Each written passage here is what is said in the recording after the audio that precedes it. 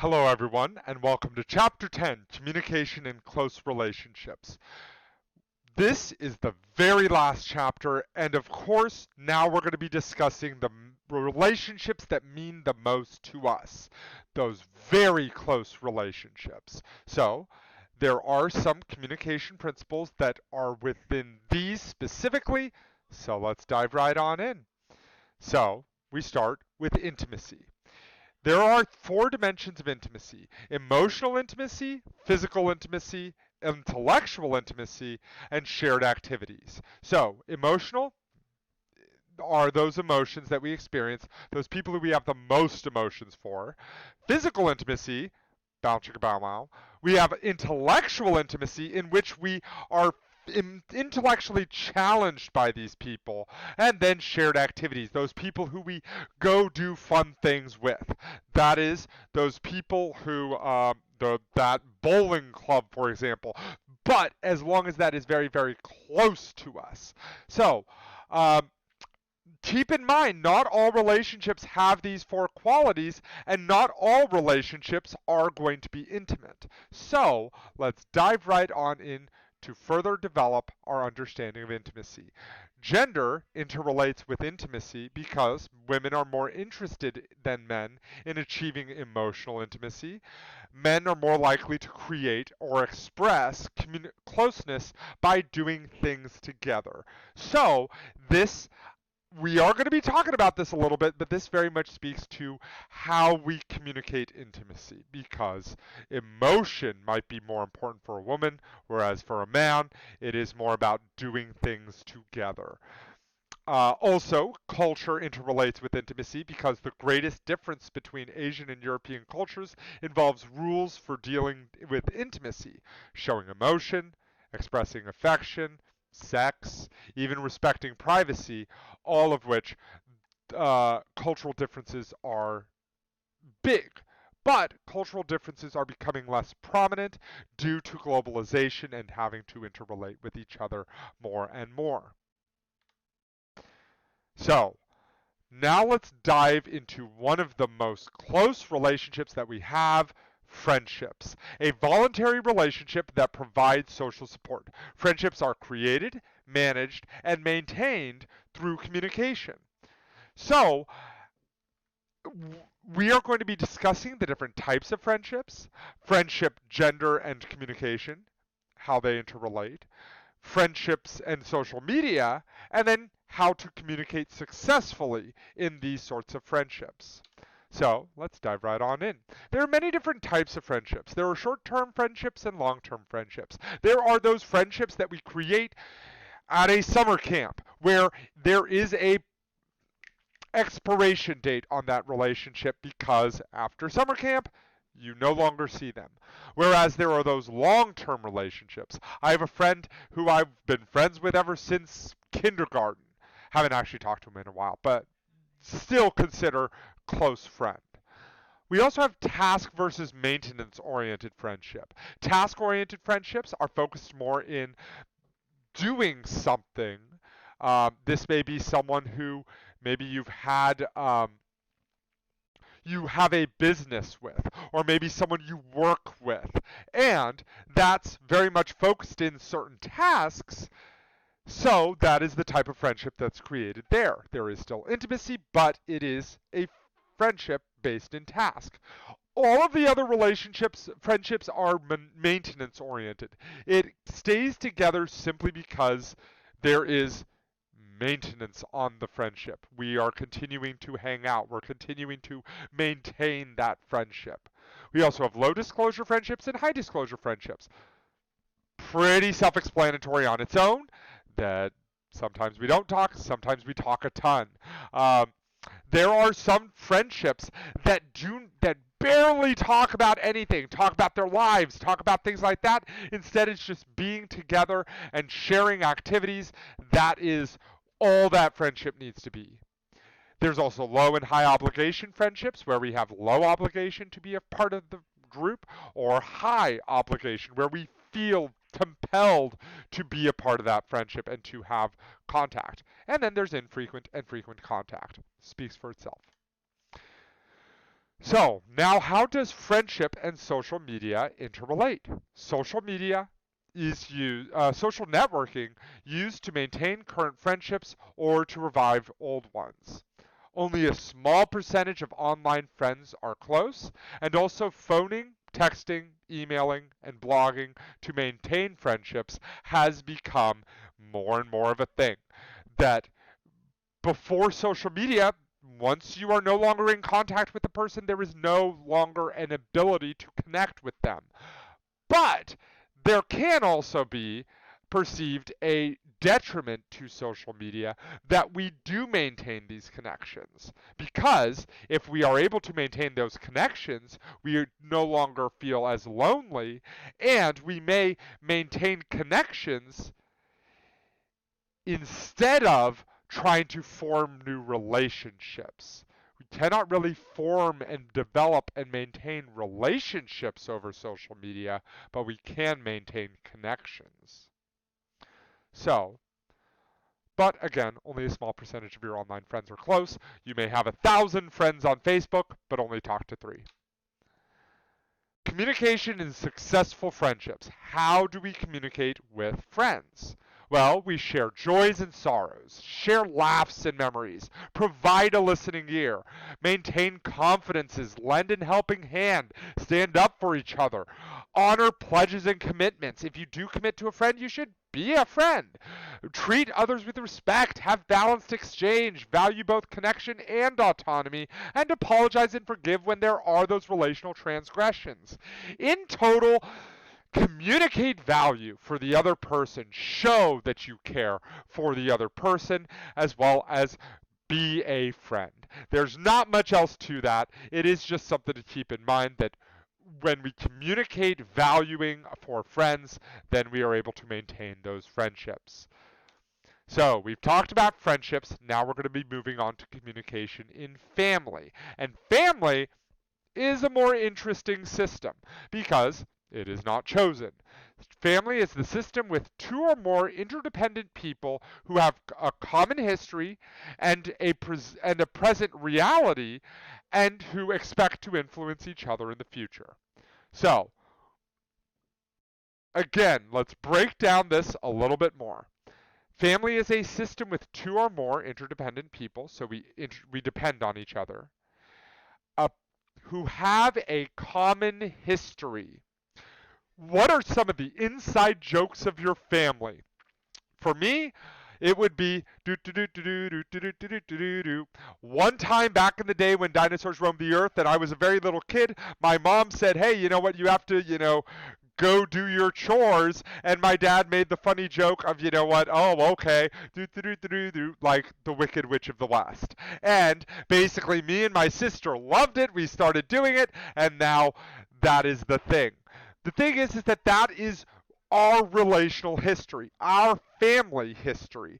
And that is one very, very, very small part of our history together. No one else outside of our family has experienced all of that relational history that we have. And have a present reality, meaning that we know the family reality of things and who expect to influence each other in the future. Families are very influenced by each other. When my sister is struggling, I want to help.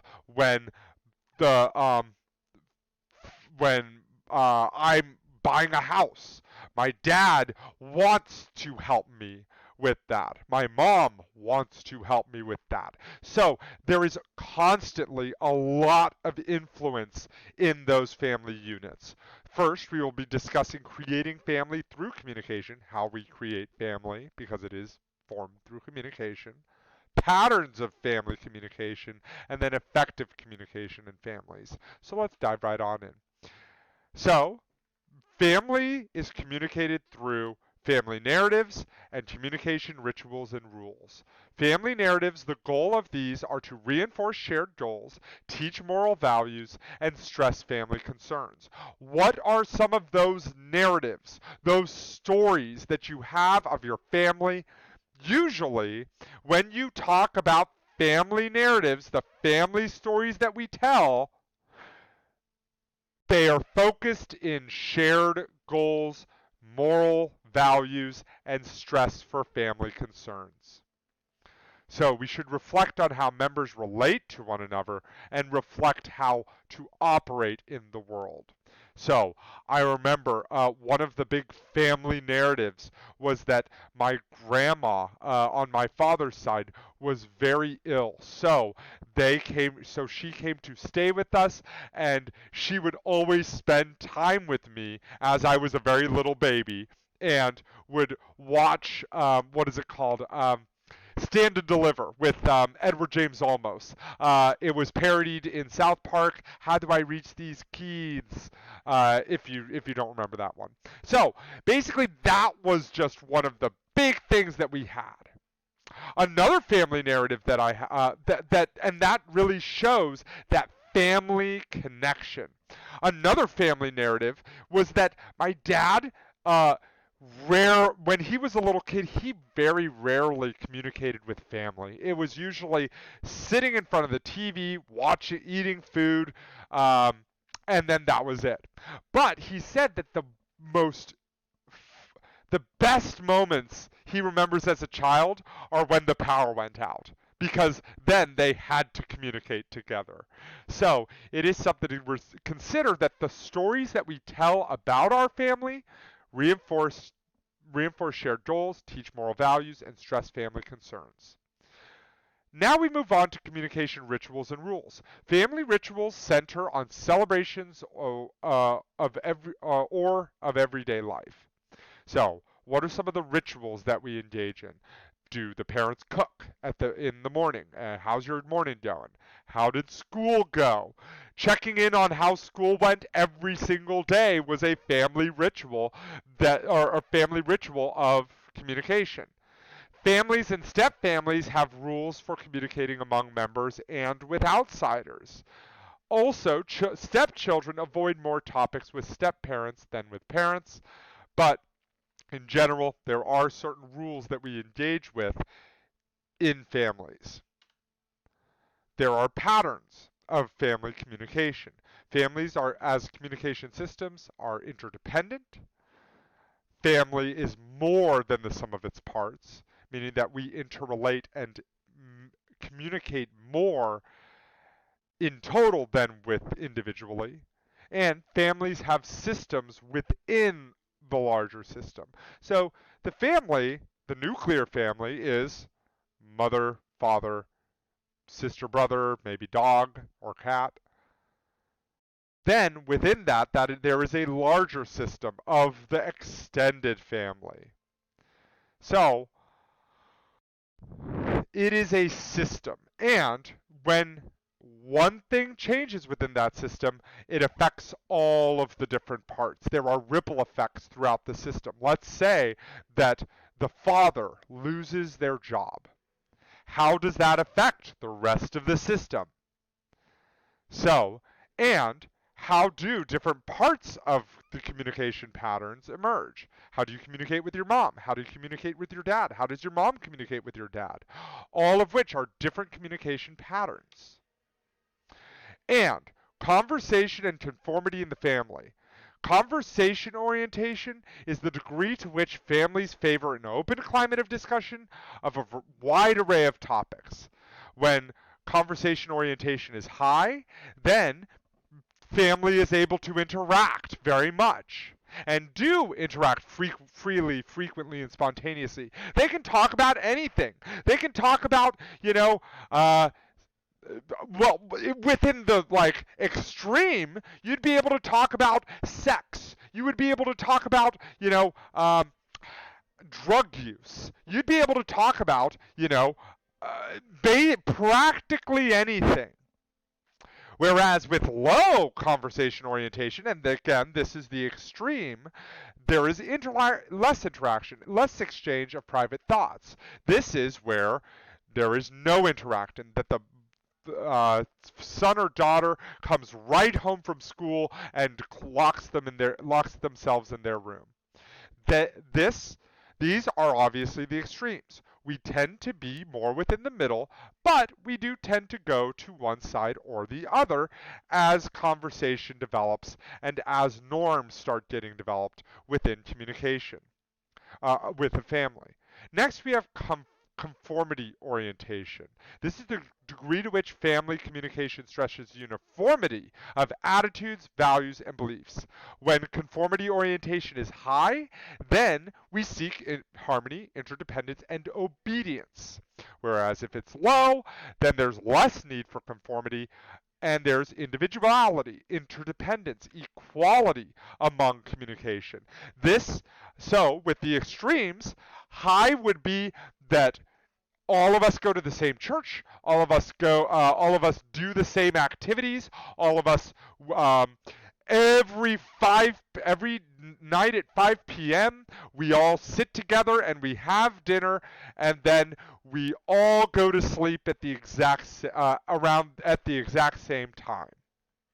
Whereas low conformity orientation would be that maybe some people go to church, maybe some people choose not to go to church. Maybe there's someone, some of the family are together for food. One decides, you know what, I went to go grab a burger at Carl's Jr., so I don't need dinner. I'm okay.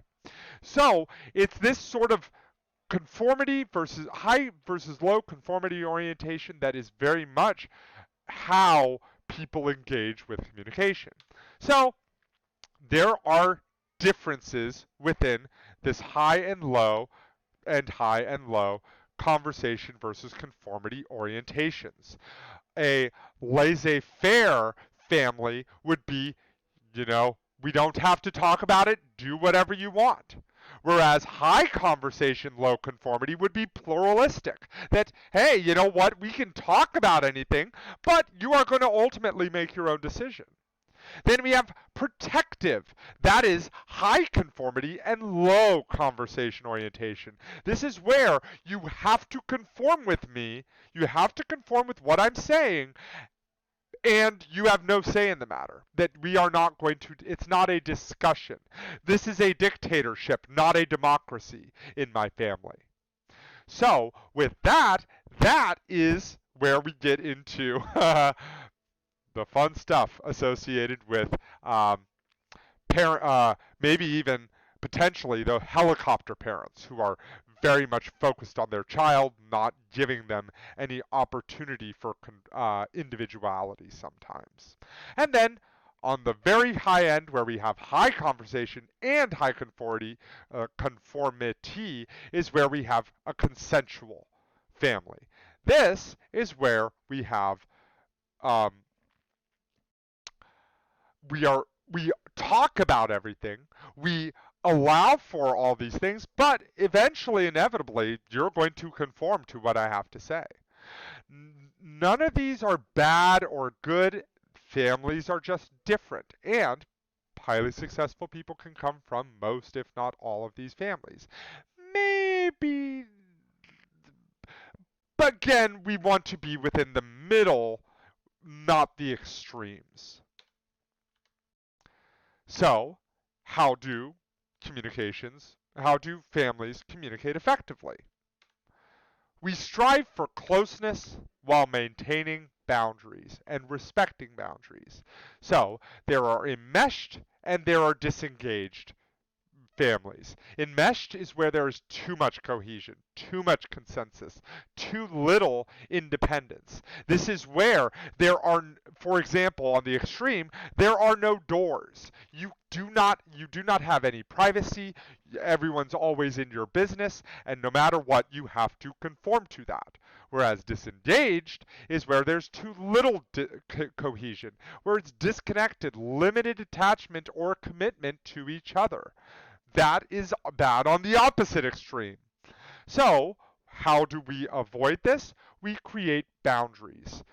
Physical, we can have physical boundaries like doors, different rooms. Have you lived where you had your sibling